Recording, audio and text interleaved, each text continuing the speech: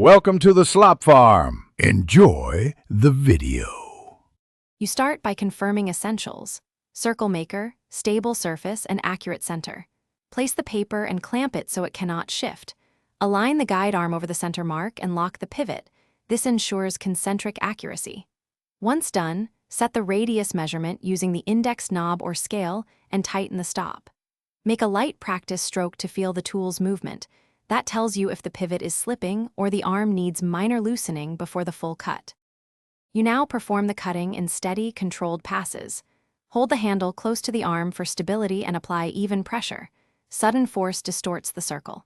Start with a light pass to score the paper or material, then repeat progressively deeper passes until the full depth is achieved. Once done with each pass, inspect the edge and measure the radius to confirm consistency.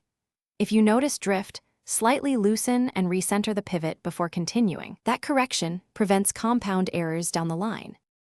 You finish by freeing the circle carefully and cleaning the edge. Use fine sandpaper or a deburring tool to remove irregularities. If the circle looks oval or wobbly, stop immediately and retension the pivot, then realign to the original center mark. Small misalignment compounds quickly. Make sure to replace dull blades or cutters. A fresh edge reduces chatter and improves fidelity. One key troubleshooting tip: if vibration persists, add a small weight opposite the.